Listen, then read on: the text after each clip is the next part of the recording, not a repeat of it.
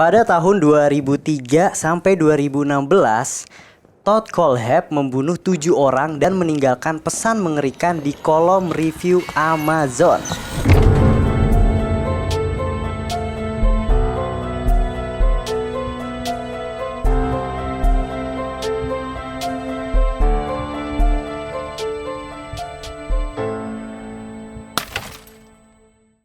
Nah, selamat malam semuanya. Balik lagi di podcast Opini Tengah Malam. Masih bareng gue Bimo, gua Fedrian, dan gua Faris. Hari ini spesial nih. Benar. Bener ya. Kedatangan seorang figur ayah nih kayaknya. Oh iya. Figur ayah. Figur ayah. Papa tiri. Papa tiri. Halo. Bener banget. Halo Kak Aldo, apa kabar? Sama-sama. Baik Gitu. gua. Thank you. Nggak usah pakai K lah, Bim lah. Oh, lu Nggak usah lah. Terlalu formal kita, Bim. Terlalu formal ya, Iya, Kak? udah. Oke. Aldo aja lah, Bim. Boleh. Atau mau dipanggil Pak kali. Jangan lupa, jangan. Detektif, bro. Jangan ya. Bisa nggak ada kata detektifnya? Nggak usah sih kalau gua bilang ya. Oke, thank you Aldo udah Iya. main-main Sama-sama, Bim. podcast Opini Tengah Malam. Sama-sama. Ini kolaborasi Noise ya. Iya, Itu yang betul. ditunggu-tunggu. Karena di kolom komentarnya Opini Tengah Malam tuh kolaborasi dong kata gitu. Ayo kita jadiin lah ya. Langsung kita jadiin nih. Yoi. Gitu, dan pembahasannya juga menarik, yaitu Amazon Review Killer gitu. Udah Iya. tahu belum? Gue sempat nonton sih pas itu dokumenternya sih. Oke, yang dokumenternya. 1 jam 20-an menit ya? Iya, sekitar Benar. segituan. Cuma Iya, sebelum selesai sih gue udah tidur sih. Oh, udah tidur. Jadi belum selesai juga sebenarnya. Tapi di sini tuh pembunuhan itu lebih kayak dia beli alat gitu ya? Iya, dia beli alat. Jadi sebenarnya dia beli alat-alat itu kepisah gitu loh satu-satu. Dia beli Iya. pisau, beli gembok, Beli cangkul ya pas itu. Iya, dan anehnya dia meninggalkan review gitu di Iya, pecah Amazon. juga tuh emang. Dan apa ya? Kalau bagi orang yang lihat sekilas mungkin kayak kelihatannya kayak dark Bercanda. jokes gitu Iya, kan ya, iya. kayak komedi-komedi gelap, tapi Ternyata benar. iya. Iya. Yes, gila, gokil. Ini kasus yang menurut gue ditangkapnya juga cukup lama. Iya. Gitu, perlu 1 dekade lebih. Bener Iya, gak sih? dia setelah melakukan pembunuhan nggak ketahuan sampai sekitar 1 dekade lah. Dia berhasil kabur gitu sampai akhirnya ketahuan gitu. Oke lah, kalau kayak gitu mungkin kita langsung bahas kali kasusnya ya. Dan sebelum bahas nih, gue mau ngucapin thank you dulu tapi ya buat Aldo, lu udah Sama-sama. main-main kesini. Dan mungkin buat kalian para pendengar Opini Tengah Malam juga bisa dengerin podcastnya Iya. Aldo, juga ada di Noise ya. Yoi, ada Setiap di Senin. kita. Iya. Setiap Senin. Hafal gue. Fansnya. Ntar kita featuring kayaknya lebih cocok. Lebih cocok. Oke lah kalau kayak gitu. Jadi langsung aja pasang kacamata Ayo. konspirasinya. Tetap open minded. Balik lagi di podcast Opini Tengah Malam.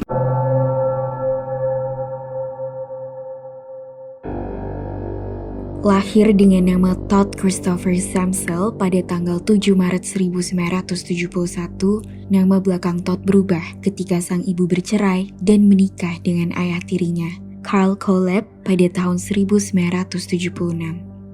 Dari kecil, Todd sudah sering memperlihatkan perilaku yang tidak menyenangkan. Dikenal sebagai seorang bully, dia seringkali menghancurkan proyek sekolah milik temannya dan dikeluarkan dari grup pramuka karena perilakunya yang buruk. Bahkan Todd pernah membunuh seekor ikan mas menggunakan pemutih dan juga pernah menembak anjing menggunakan BB gun. Menurut FBI, ternyata Todd juga menjadi korban bully di rumahnya. Di rumahnya dia seringkali ditelantarkan dan dipukuli oleh kakeknya. Menurut agen John Douglas, bahkan ketika Todd berumur 9 tahun, dia dimasukkan ke rumah sakit jiwa. Sifatnya benar-benar agresif dan emosinya sangat mudah terpancing. Nah, menurut lo dari backgroundnya dia nih, ada potensi menjadi serial killer gitu? Apalagi masalahnya ngebunuh ikan gitu, Iya, pakai Pemutih. pemutih lagi. Kan ikan lucu ya padahal. Maksudnya Kenapa jarang gitu dibunuh orang-orang sampai mikir ke situ Iya, gitu, betul, masukin betul. pemutih ke Iya. akuarium. Ya kalau sebenarnya ya kalau gue sempat riset sedikit sebenarnya masalah serial killer tuh kan sebenarnya memang tendensinya kalau lu sempat ada buka website namanya Parenting Science, itu kan soal kita sebagai orang tua mendidik anak ya. Nah sebenarnya banyak yang bilang kalau misalnya anak dibully itu akhirnya bakal ngelakuin sesuatu. Nah cuman kan tendensinya lebih ke suicidal terus Yes. keresahan kekerasan dan segala macam. Iya, iya. Nah tapi kan kalau kita lihat backgroundnya nih match banget sama parenting science karena sebenarnya apa yang dilakuin sama dia di sekolahnya kan dia ngebully orang gitu ya. Memang mereka ini punya tendensi untuk punya yang namanya antisocial disorder gitu. Nah jadi ini cocok banget nih sebenarnya. Berarti memang karena di rumah dapat kekerasan, akhirnya dia di sekolah jadi tukang bully. Dan memang ternyata efek sampingnya adalah antisosialnya. Nah, antisosialnya akhirnya bikin dia itu pengen nyiksa binatang. Dan memang itu menjadi tanda-tanda psikopat awal. Nah makanya gue bilang sih kalau sekarang banyak orang yang pengen lebih prefer untuk child free ya. Menurut gue jadi cocok banget sama beberapa kasus yang mungkin lu tuh sebenarnya sadar gak punya kapasitas untuk jadi orang tua. Tapi karena lu kayak ego pengen punya anak. Akhirnya atau kecelakaan ya karena ingin happy gitu ya. Terus ternyata lahir dan lu nggak bertanggung jawab ya hasilnya kayak bisa orang-orang ini gitu. Nah dulu mungkin mereka bisa ekspresin itu dengan cara ngebunuh orang ya, cara yang salah ya. Iya benar. Nah sekarang dengan dunia yang lebih terbatas seperti ini, maksud gue lu mau ngelakuin sesuatu tuh bisa dilihat sama orang, kan formnya akan lebih aneh lagi tuh menurut gue dibanding zaman dulu. Zaman dulu bisa lo track dan lo bisa stopin lah serial killingnya. Iya sih. Nah, sekarang dulu ngapain nih gitu? Kita nggak tahu nih outputnya nih gitu. Iya. Lebih menakutkan lagi gitu kan? Yes, benar-benar lebih susah juga sebenarnya. Iya. Untuk dan ibunya cerai gitu kan. Dia tinggal sama kalau nggak salah ayah tirinya ya. Ayah kandungnya. Akhirnya kan pertama dia tinggal sama ayah tirinya kan karena ibunya menikah lagi. Tapi karena ibunya cerai lagi, jadi akhirnya dia balik ke ayah kandungnya. Balik ke ayah kandungnya justru malah bukan bikin dia makin baik gitu. Bikin kagak beres ya. Iya, malah bikin dia apa ya? Sama aja gitu sama bapaknya ditinggal-tinggal juga karena kata bapaknya itu sering ninggalin dia untuk ngedate sama cewek keluar gitu. Jadi ditinggalin di rumah sendiri itu. Bapaknya juga ini Riz, apa kayak punya kesukaan gitu terhadap senjata. Makanya mungkin mungkin menular, hobinya dapat nurun akses. ya, Dapat akses senjata itu. Iya, jadi hafal nih. Iya, nurun hobinya. Iya, nah dari situ si Toddnya akhirnya benci juga sama ayah kandungnya, bahkan sempat minta untuk balik lagi ke rumah ayah tirinya tapi ditolak sama ibunya gitu. Jadi akhirnya dia sebenarnya Anak yang tertolak banget ya. Iya, terjebak juga di rumah ayahnya itu. Kita nggak ada yang tertolak kan di sini ya? Nggak ada. Nggak ada sih. Puji Tuhan nggak ada. Puji Tuhan aman ya. Iya benar. Cuma korban bully aja Fede. Canda. Korban-korban juga banyak. Total itu ada berapa ya? 7 tadi ya? Soalnya intinya sih 7 sih yang ketahuan ya. Iya. Nggak tahu sisanya mungkin ada yang nggak ketahuan gimana. Yes, menarik banget. Karena menurut gua ini adalah pemicunya dia. Ada aksi pertama pembunuhannya dia lah. Iya, betul. Aksi kriminal pertama Todd Collett. Pada tanggal 25 November 1986, ketika ayahnya sedang pergi, Todd memancing seorang gadis untuk keluar dari rumahnya. Dengan alasan bahwa pacarnya ingin berbicara dengannya. Dia memaksanya untuk ikut ke rumah menggunakan pistol berkaliber. Ia kemudian mengikat gadis tersebut menggunakan tali dan menutup mulutnya menggunakan plester. Todd kemudian memperkosa gadis tersebut dan mengantarkannya pulang sambil mengancam bahwa ia akan membunuh keluarganya jika gadis tersebut mengadu ke orang tuanya. Todd berhasil ditangkap beberapa jam kemudian dan didiagnosa memiliki personality disorder. Ketika ditanya kenapa ia memperkosa gadis tersebut, ia menjawab kalau dia melakukan hal tersebut karena marah kepada ayahnya. Aneh. Nyari Itu perhatian. sih, iya, cari perhatiannya tapi Si gila nyambung tuh ya. banget. Si nyambung tuh gitu. Iya. Kayak gitu. Udah menurut gua dari sini sih sebenarnya bibit psikonya udah kelihatan gitu Udah ya. sangat ya. Tapi ini gila sih karena dia ngelakuin tragedi tadi itu ketika berumur 15 tahun. Tapi gue rasa fetish juga kali Riz ya. Fetis ya bisa ya. Terbentuk Ada nggak dari sih? kecil. Fetish yang lebih kekerasan kayak gitu Iya maksudnya. maksud gue lu suka aja penampilan nyulik wanita mungkin yang ya. lu pengen culik, terus lu pengen plaster gitu. Ya Iya, dia bisa suka aja mungkin gitu kan. Iya, Bisa, bener. Cuma gila banget sih di umur 15 tahun dia mikirnya udah sampai segitunya loh. Iya. Iya loh, Iya. nyari perhatiannya begitu. Padahal kalau kita paling banting pintu yang kenceng. Iya benar. Kenapa nih anak nih? Habis itu dibuka lagi, Feb, digampar lagi kita. Kenapa lu banting pintu katanya? Ya udah, iya benar. 15 tahun tuh masih kelas berapa ya, Fet? Kalau kita ya? Si SMA. SMA baru masuk tuh ya. Iya, baru masuk. Baru masuk masuk tuh kita. gitu. Baru masuk SMA 1. Pemikirannya udah kriminal banget Luar gitu. biasa. Luar biasa, benar-benar dia memperkosa gadis terus ditodong pakai pistol.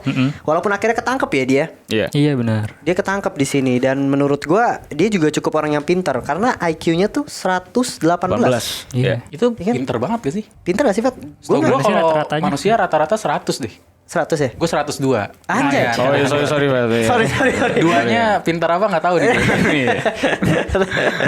Iya 118 tuh termasuk pinter berarti ya? Mungkin udah keterlaluan juga kali Pepe. Tinter IQ-nya kali ya. Iya. Bisa jadi. Soalnya kan memang tinggi-tinggi kan IQ-nya serial killer kan. Nah, Rata-rata iya. kan. Iya. Oh iya, unpredictable. Iya, emang tinggi-tinggi banget sih. Kayaknya menurut gue aksi pertamanya ini gue nggak tahu sih. Dia kayaknya mikir nggak sih kalau dia tuh bakal ketangkep gitu dengan cara menodong anaknya si itu terus ngancem bapaknya bakal dibunuh gitu. Susah juga sih ya, maksudnya pemikiran anak SMA. Iya. Maksudnya kita kan nggak pernah mikir sampai sejauh itu ya. Iya sih. Dia udah melakukan ini, gue juga bingung sih pola pikirnya dia kayak gimana. Bakal khawatir dia bakal ketangkep atau emang apa reaksi dia ketika dia emang pengen caper sama ayahnya aja gitu kali ya. Ya kan anak SMA juga kali ya. Maksud gua. Zaman-zaman dulu kita kayak kalau misalnya tawuran juga kan enggak mikir-mikir ya. Nah, iya sih. Iya maksud gue. Tapi kan kita pakai wapak biasanya. Waduh, Bim, keras juga lo. Keras banget ya Bimo ya. Apa kayak wapak nih udah ngeri banget. Kalau di Indonesia gitu Iya, nggak iya, takut iya, karena bener. kita Karena pakai wapak ya. Iya biasanya. Iya by the way tapi dia tuh di penjara 15 tahun dong. 15 tahun. Lama juga ya sebenarnya. Iya lama Iya, banget gitu. Berarti keluar sekitar 30-an lah ya. Iya, tapi ternyata pas keluar jauh lebih prepared ya. Bukannya tobat ya. Enggak di rehab Waktunya kayaknya. dipakai buat ini ya, mikir strategi. Mikir strategi tidak Bener, rehab ya. bener. Tapi dia tuh selama di penjara tuh yang gue baca tuh dia nggak ada yang jenguk ya. Iya, itu Iya. mungkin Itu dia nambah lebih ya kayaknya, marah Riz, ya? lagi kali Iya. ya. Dia lebih marah lagi nggak ada yang jenguk keluarga gue nih. Tapi ternyata hidupnya setelah keluar dari penjara tuh sebenarnya lebih baik dari segi finansial. Iya. Iya, benar. Itu. Tapi ya, kita Gue bahas baca nanti aja cukup lah. ngeri juga ya, maksud gue bisa sekaya itu ya. Kaya banget. iya. Gue juga bingung Aneh gimana banget. ya. Nggak mungkin pakai ini kan ya. Nggak mungkin pakai wapak kan, Bim, kan itu Enggak. buat tawuran. Bukan tawuran ya jelas. Todd collapse setelah keluar dari penjara.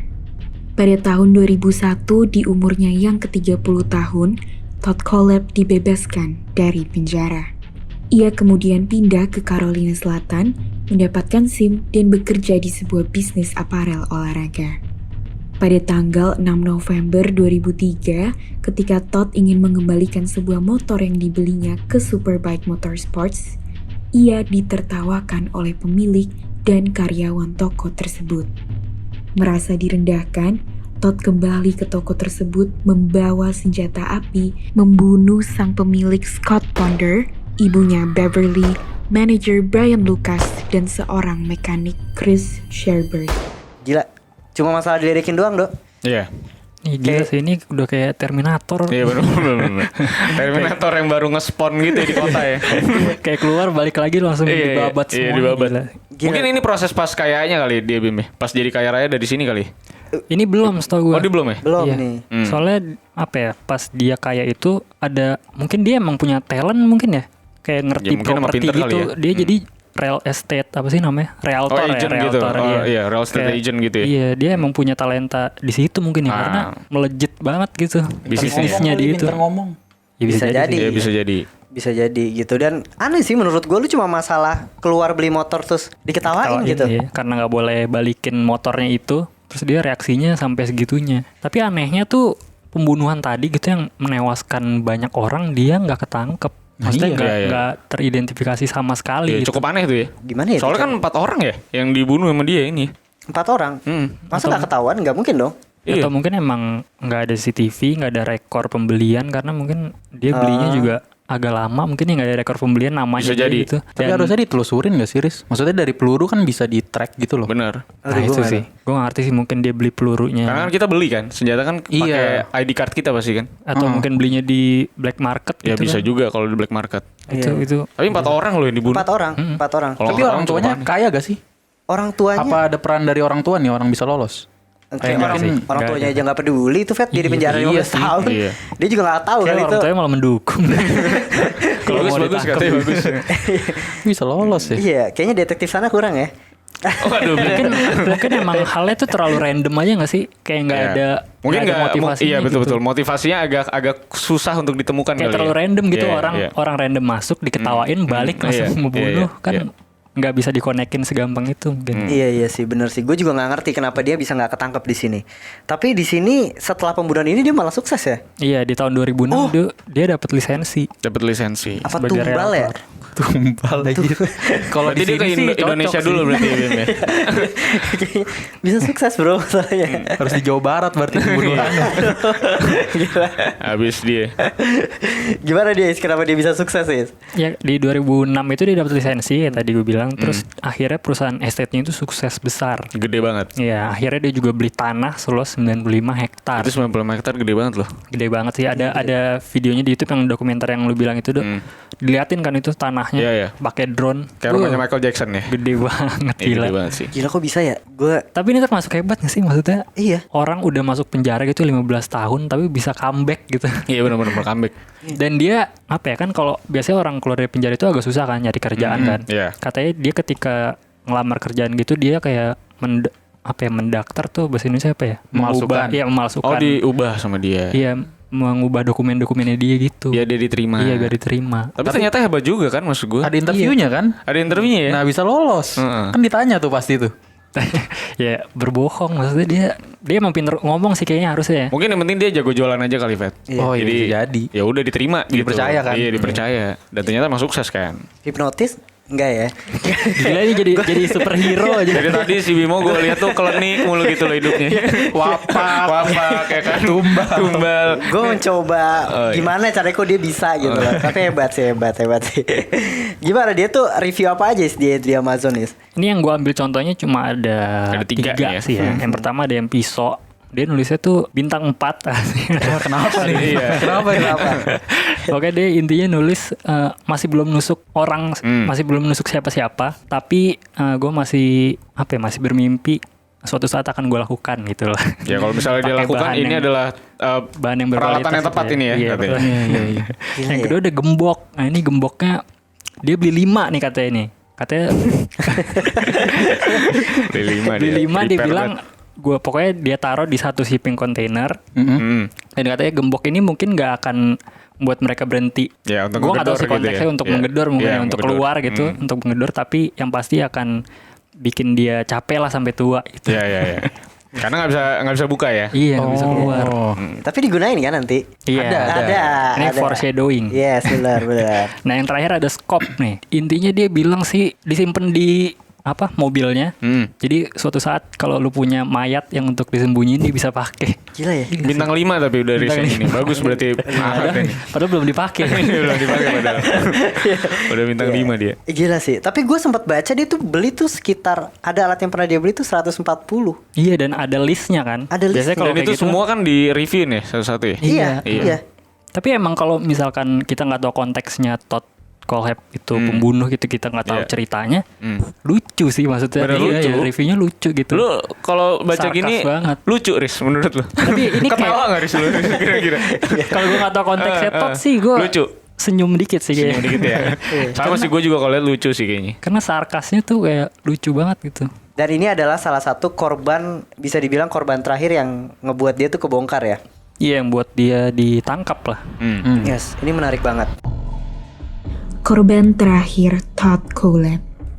Pada bulan Agustus 2016, pasangan Kayla Brown dan Charles Carver menghubungi Todd Kohlhepp untuk mencari pekerjaan. Todd berkata bahwa kebetulan ia memiliki properti yang mau dirawat dan membutuhkan bantuan kedua pasangan tersebut. Kayla dan Charles akhirnya datang ke properti Todd yang seluas 95 hektar tersebut. Ketika sampai di pintu rumah Todd, kedua pasangan tersebut dikejutkan ketika disambut oleh Todd yang sedang memegang senjata. Tiba-tiba Todd menembak Charles 3 kali tepat di bagian dada. Kayla hanya bisa terdiam karena rasa kaget dan takut dari apa yang dilihatnya. Todd kemudian memborgol Kayla dan mengurungnya di kontainer miliknya.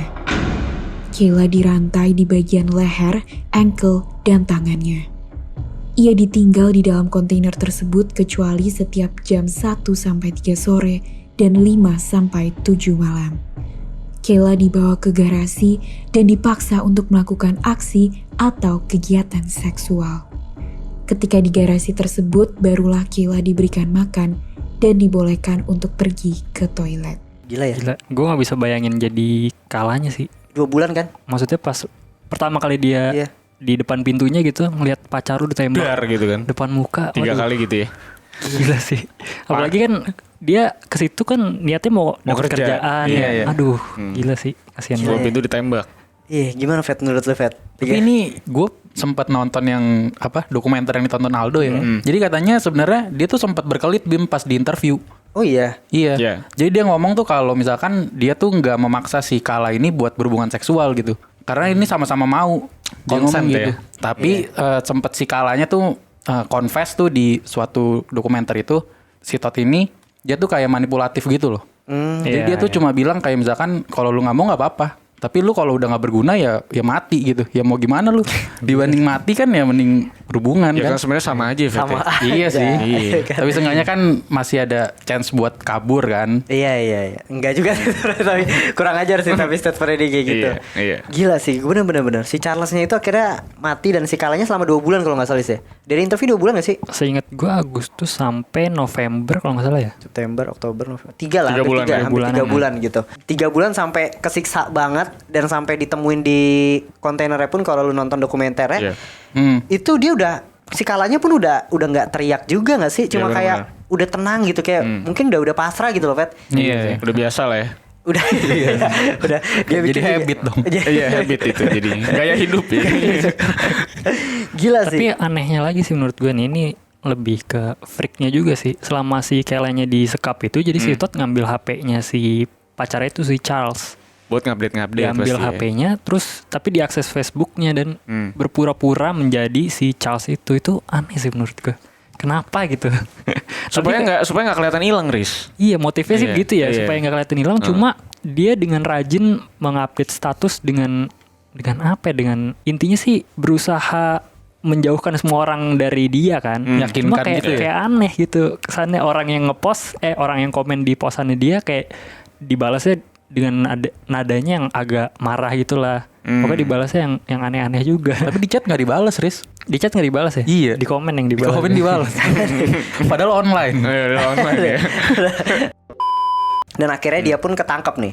Iya. Penangkapannya cukup unik dan dia sempat ya busted lah bisa dibilang ya. Polisinya cukup pinter sih menurut gue di Iya, sini. benar. Penangkapan Todd Kohlhepp.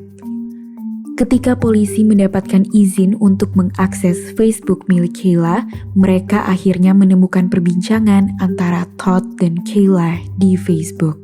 Perbincangan tersebut berisikan tentang pekerjaan yang ditawarkan oleh Todd Kohlhepp. Di chat tersebut juga terdapat lokasi properti yang didatangi oleh Kayla dan Charles. Pihak berwajib akhirnya mendapatkan posisi terakhir pasangan tersebut di hari terakhir mereka kehilangan kontak. Setelah itu, polisi langsung melacak lokasi ponsel milik Kayla dan Charles. Ketika lokasinya sama dengan yang ada di chat tadi, mereka langsung datang ke lokasi untuk mencari barang bukti. Ketika sampai di rumah Todd, polisi menginterogasi dan secara diam-diam memeriksa properti milik Todd Kohlhepp. Ketika sampai di sana, polisi mendengar suara gedoran dari dalam kontainer dan teriakan minta tolong. Ketika mereka membuka 5 gembok yang terdapat di kontainer tersebut, mereka menemukan Kayla dalam kondisi yang sedang dirantai di ujung kontainer. Sebagai seorang korban penculikan yang sudah dikurung berbulan-bulan, Kayla dengan tenang menjelaskan kronologi apa saja yang terjadi di bulan Agustus lalu. Ia berkata bahwa Todd memberitahu ada beberapa korban lain yang ia sudah kubur di sekitaran propertinya. Pada tahun 2017, Kohlhepp dinyatakan bersalah atas 7 pembunuhan, 2 penculikan, dan 1 kekerasan seksual yang membuatnya mendekam di penjara untuk selama-lamanya. Akhirnya. Akhirnya. Tapi ketika ditangkap dia masih mencoba untuk alibi gitu. Kalau enggak, gue nggak tahu, gue nggak melakukan semua Si itu. nggak tahu tuh Gila ada di sih. rumah. Tapi akhirnya gemboknya itu dipakai juga Riz dengan sesuai reviewnya. Riz, Iya, akhirnya. berarti itu emang udah lama gitu ya di Iya, shipping kontainer itu. udah siap kayaknya ya. Gila sih. Tapi lu lihat kan, lu nonton dokumenternya tuh dibuka dari kontainernya, Iya, iya. terus si Kalanya itu diem. Gue nggak kebayang itu cuma gelap doang isinya kan. Soalnya udah hopeless juga kali. Dia merasa bahwa kayaknya udah gak mungkin juga gitu kali. Iya, Selamat di gitu. 95 hektar siapa yang mau lewat situ, Bim? Gitu. Mau Itu teriak juga susah. Perasaannya pasti seneng banget ya, luar biasa pas ada orang buka itu terus bukan Todd gitu yang masuk. Iya bisa. Tapi kan juga ada kadang korban yang kangen sama penculiknya ya. Emang ada ya? Ada Stockholm Syndrome jatuhnya. Iya, Stockholm Syndrome. Oh dia si Todd ini juga berharap berarti ya? Iya, ada di dokumenter juga dibilangin kan kalau si Todd ini berusaha untuk membuat si Kyle untuk menjadi Makanya mungkin partnernya. dibebas-bebasin gitu kali ya. Di beberapa Iya. jam dikasih jalan-jalan dulu gitu kali ya biar Terus juga cinta si gitu. Kyle-nya bilang kan katanya dia juga mau diajarin caranya untuk membunuh. Iya, Oh, betul. Stres sih. Tapi lu tau gak sih kalau sebenarnya si Todd ini udah punya pacar, punya hubungan lah katanya. Sama siapa? Yang 10 tahun ada. Oh gue nggak tahu nih. Ada Namanya- ceweknya berarti, Fet? Iya, ada Holly namanya. Oh, Tapi ada. ini ketika dia menculik Kyle dan pacarnya Iya, 10 tahun katanya dia sudah berhubungan. Tapi menariknya pas si Kala di interview, dia bilang kalau si Todd tuh ngomong nggak berapa lama lagi si Oli bakal dibunuh. Terus si Olinya ngeliat lagi kayak interviewnya gitu di HP, di Wah, sosmed. pecah juga Wah cuy. gila. Gila. Gimana ya bayangin ya? Untung selamat ya. Untung selamat. Si Olinya berarti nggak tahu ya? Holly-nya nggak tahu kalau itu si Todd itu ngelakuin itu semua. Taunya ketika ketangkep doang tuh. Iya bener. Berarti kan ada momen juga Holly datang ke rumahnya si Todd dong sebenarnya ya? Nah nggak tahu kalau yang ke 95 hektar itu dia datang apa enggak ya?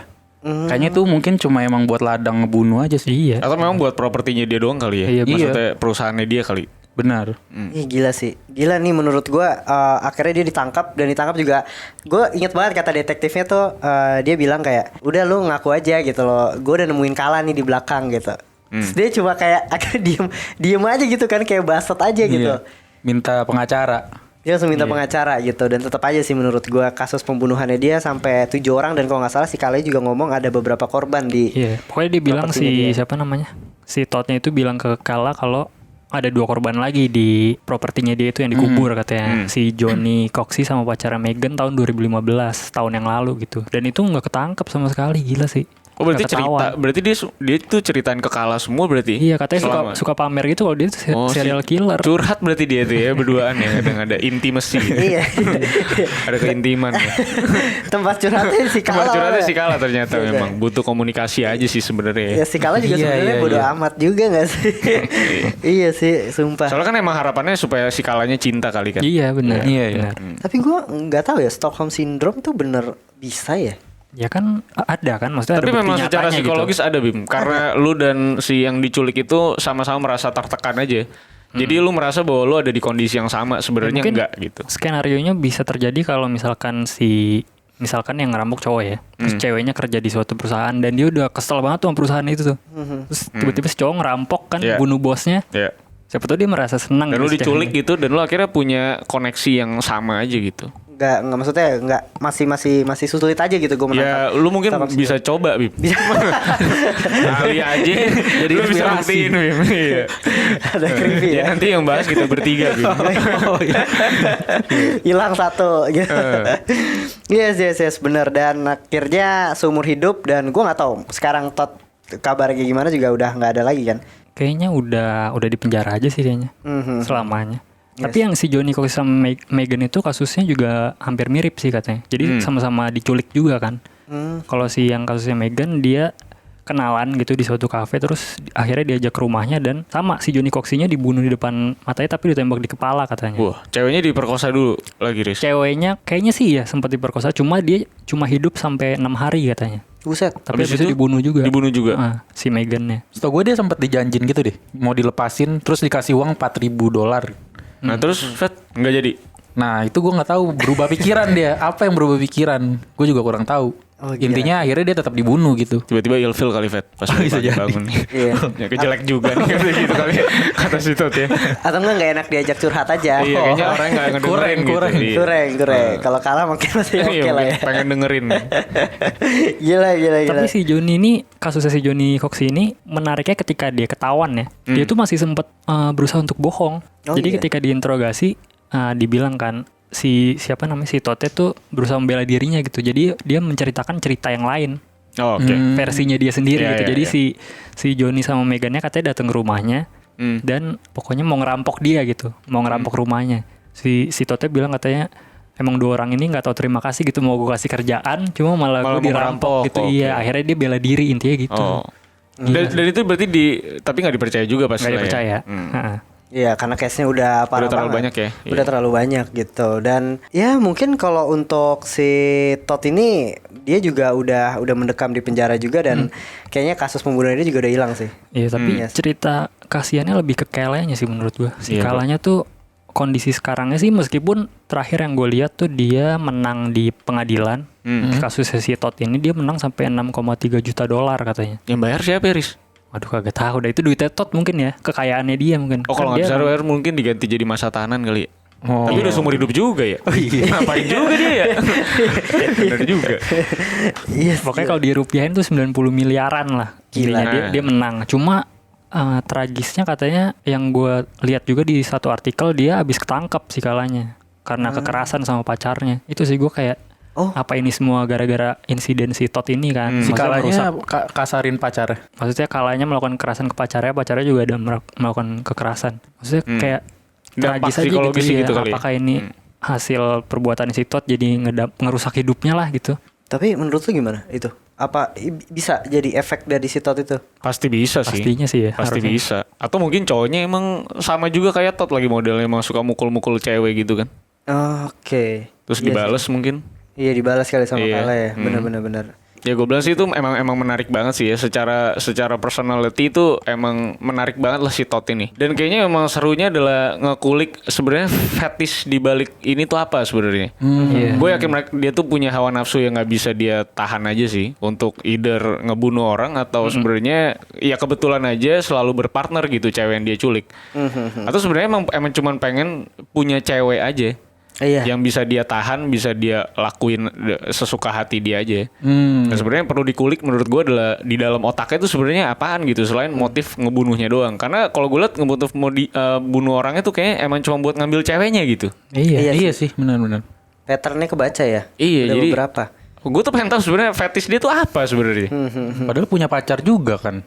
Mungkin dia tuh nggak suka yang willing gitu, dia maunya kayak yang dipaksa gitu kan. Oh. Gitu Iya, bisa iya. jadi kan. Tapi menurut lu kalau si Todd ini kan apa ya, meninggalkan jejaknya lumayan banyak ya. Iya. Menurut lu tuh sengaja dia ingin meninggalkan jejak atau itu kesalahannya dia nggak sih? Gue yakin itu sih teladan dari apa namanya bisa dibilang seniornya sebelumnya ya. Gue rasa ya. Gue rasa dia, ya kan kadang-kadang serial killer kan punya narsistik, lu merasa nggak pengen kalah sama serial yang lain. Iya, Oke, Zodiac Killer punya caranya kayak gini, yang satu punya kayak gini, ya gue juga pengen lah punya sesuatu yang bisa dikenang gitu. Dan yes, paling itu ya untuk pembahasan Amazon Review Killer Yes.